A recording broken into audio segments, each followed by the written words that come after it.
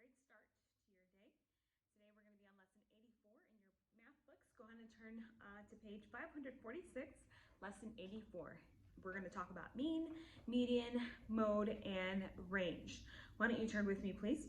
In lesson 50, we found the average of a set of numbers, and in investigation 5, we learned about the median, mode, and range of a set of numbers. In this lesson, we're just going to review these terms. The average is also called the mean. We know average is what we, to find the average, or also known as the mean, we add and then we divide. For example, suppose we wanted to know the number of letters in the following names. Alrighty, we have Andre, Raj, Althea, Nina, Bedros, and Yolanda. Let's look here. I have a table set up with these following names and the number of letters they each have. All right, so just to refresh your mind again, the mean is just the average. So we're looking here. We have all the numbers here in their names here. By the way, this one just says Yoli, but it's Yolanda. It has 7 numbers or 7 letters. The first thing we do when we want to find the mean of a number, again, the average of a number, is to add. So we are going to add here 6 plus 3, then plus 6, plus 4, plus 6, plus 3, plus 7. Now to make it easier on you, some of you might want to do this. You might want to add the tens first. Here's a 10, here's a 10, that's 20. Then 9 and 6, that gives you 35. Alrighty, then the answer to the addition there is 35. Then I count the number of names we have. We have 1, 2, 3, 4, 5, 6, 7. We have 7 people that we have to divide by. So we're going to divide 35 by 7. 35 by 7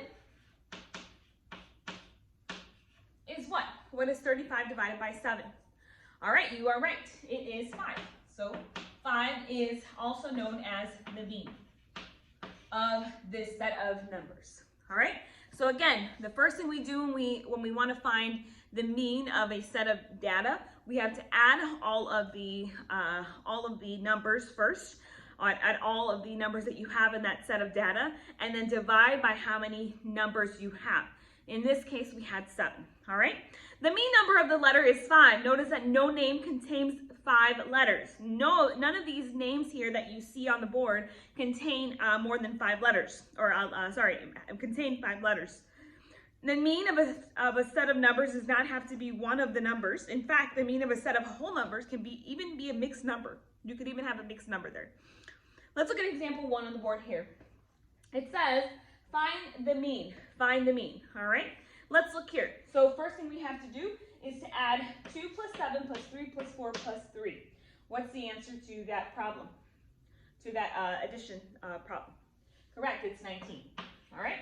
So then I'm going to take the number 19 and we're going to divide it by how many numbers? So again, the first thing we have to do is add all of these numbers up together and then see how many numbers we have. We have 1, 2, 3, 4, 5. We are going to divide that set of data that we just added by 5. 19 divided by 5, we're going to do that together here. How many times can 5 go into 19? 3 times, correct. 3 times 5, class? 15. 19 minus 5, class? 4. So what do I do here if I have a remainder? I have nothing else to bring down. I have nothing else to do here. So I must write it as a mixed number. 5th graders, do you remember how to write as a mixed number? Correct. So the first thing you do is you put the quotient as your whole number here. You put your remainder as the numerator. And then your denominator's number you divided by, which is 5. So my answer to that problem, the mean or the average for that set of data is 3 4/5. 3 4/5. All right, I hope we're catching on here. Let's look at example 2. Recall that the middle of a number of a data that the middle number of a data set is when the data are arranged in numerical order is called the median. The median, or other words, I like to remember this as the middle number. All right, the middle number. Let's look at example 2. Kayla tracked the number of days it rained each month during the school year and recorded the totals in a table. Now, she recorded this table here, and actually I recorded it here for you.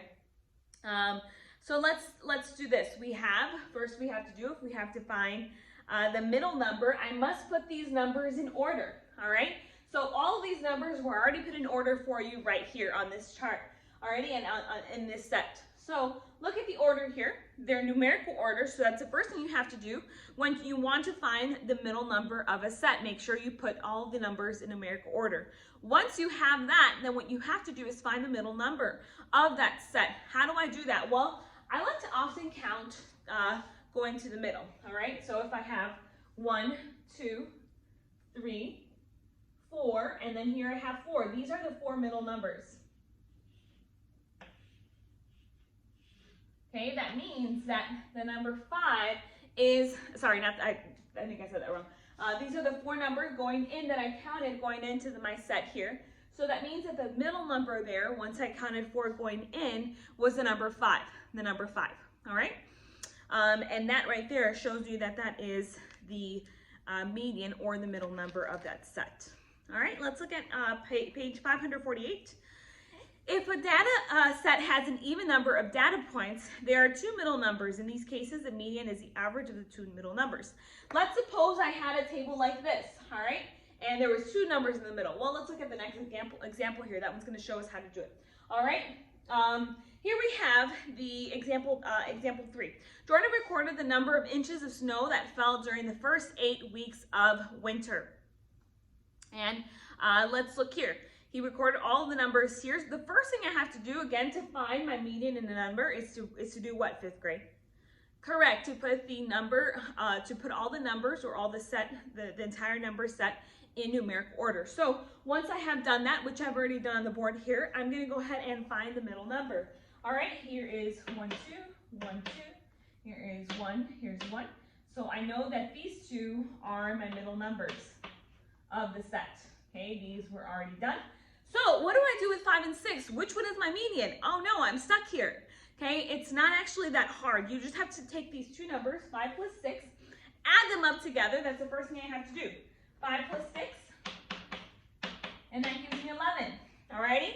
What do I do with the number 11? Is that my median? No, it is not your median. You must take the number 11 and divide it by the 2 numbers, or other words, finding the mean for those 2 numbers that are the middle numbers. So I have to take 11 and divide it by 2. 11 divided by 2 is 5. My remainder is 1. So what is my mean here? Well, it's the same thing that we did for this example. You can also have mixed numbers. So my mean would be 5 and 1/2. That is my mean for this number of this data set. All right. Let's go to the next example here. Returning to our list of names at the beginning of this lesson, we find that the most common number of letters in the name 6, in a name is 6. So if you look back at example 1, you can notice there that the common number that most of these numbers had, most of these names had in common, was the number 6. So we're going to learn today, and we're going to remember that if some data points occur more than once, remember that one that occurs most often is called the mode. There can be more than one mode for a data set. So let's look here. Example 4. Would you see a number that is occurring more than once, and actually more than once, and maybe more than once here? Do you see one?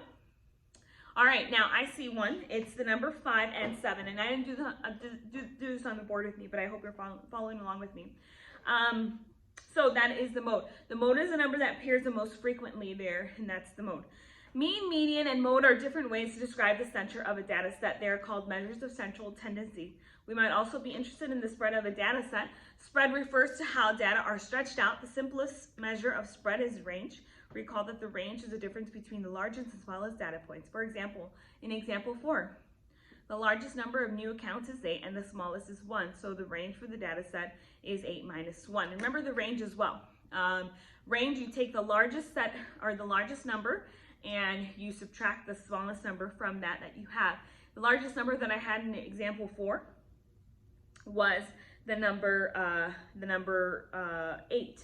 And 8 minus 1, the smallest number, gave me 7. If I were to go here and try to find the range for this number of set here, I would take 10, the largest number, and subtract that from the smallest number, and my range would be 9. Does that make sense? All right, I hope you understood that today for written for work today. I want you to do written practice numbers 1 through 30. on pages 549 to 552. All right, have a great day, wonderful day. Bye-bye.